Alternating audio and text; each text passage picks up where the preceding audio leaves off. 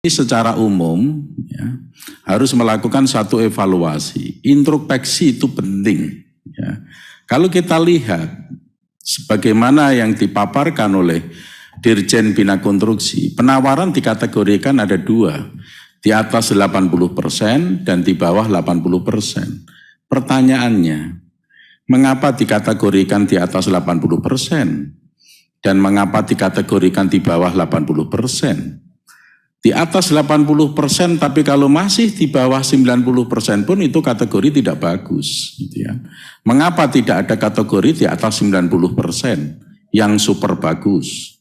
Karena yang 80% ke atas itu pun di antara 80% sampai 90% itu sebenarnya tidak dalam kondisi bagus. Yang memprihatinkan lagi, ada penawaran di bawah 80% dan itu jumlahnya sebesar 33%, yaitu sebanyak 353 dari 1060. Begitu. Ini kan sangat signifikan jumlah yang semacam ini. Ini baru dilihat dari sisi nilai penawaran, dilihat dari sisi nilai kontrak barangkali. Tetapi bagaimana implementasi di lapangan dengan penawaran yang sebesar ini? Ini kan memprihatinkan. Jadi lagi-lagi yang dikorbankan adalah kualitas pekerjaan. Tidak akan mungkin kualitas pekerjaan menjadi bagus kalau kontraknya di bawah 80%. Kalau penawarannya di bawah 80%. Bagaimana untuk mengatasi hal ini? Ya ini menjadi tantangan bagi Bina Konstruksi. Jangan sampai dari tahun ke tahun seperti ini kondisinya. Kalau di bawah 80% pun, berapapun nilai kontraknya nanti di bawah 80%, tapi pada realitanya bisa dilaksanakan di lapangan dan katanya dari Inspektur Jenderal maupun dari Sekjen maupun dari instrumen yang lain, ini pun hasil pekerjaannya bagus, berarti ada sesuatu yang salah dong. Di bawah 80% pun katanya pekerjaannya bagus karena tidak ada problem. Kalau kita lihat nanti bagaimana jasa pelayanan konstruksi itu 1 tahun atau 2 tahun kemudian itu rusak, itu merupakan satu tolok ukur. Tapi sampai dengan sekarang ini kan katanya semuanya bagus. Kalau memang semuanya bagus, berarti ada sesuatu yang salah. Yang salah di mana? Di perencanaan. Kalau salah di perencanaan berarti ada pemborosan di anggaran. Ini kan lagi-lagi kembali kepada kaitannya dengan BPSDM, sumber daya manusia. Jadi satu dengan yang lainnya itu terjadi. Saya akan fokus satu itu aja di Bina Konstruksi. Ini merupakan satu tantangan. Sebenarnya saya banyak menyiapkan pertanyaan di Bina Konstruksi, tapi karena waktunya terbatas. Saya lanjut kepada Sekjen. Sekjen itu kan punya banyak biro. Biro-biro ini merupakan satu akumulasi atau kanal atau saluran dari masing-masing bagian di masing-masing direktorat. Ya. Bagaimana bahwa setiap kegiatan di direktorat itu terkoordinir dengan bagus di Sekretariat Jenderal, yaitu di biro-biro maupun di pusat lembaganya. Saya ingin tanya Pak, koordinasi perencanaan di direktorat, baik Direktorat Bina Marga, Cipta Karya, Air, Perumahan, dan yang lain, itu bagaimana sistem koordinasinya dengan Biro Perencanaan di Sekretariat Jenderal? Apakah menerima begitu saja apa yang direncanakan oleh direktorat atau melakukan satu evaluasi, sifatnya sinkronisasi atau melakukan evaluasi? Karena dilihat banyak sekali perencanaan di direktorat-direktorat itu yang memang perlu dibenahi dengan kita melihat ukurannya adalah kontrak dan hasil pekerjaan. Saya ingin lanjut ke Sekjen. Implementasi Inpres bagaimana Pak perkembangan Inpres?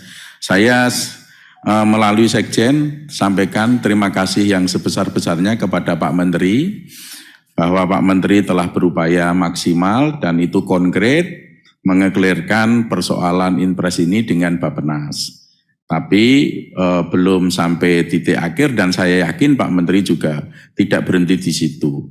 Nah, secara paralel, kalau Inpres ini nanti clear, apa yang harus dipersiapkan mulai dari sekarang? Jangan sampai Inpres clear, waktu yang tersisa di tahun anggaran 2023 ini sedikit, sehingga tidak punya cukup waktu untuk mengimplementasikan. Secara paralel, apa yang harus dilakukan, gitu ya.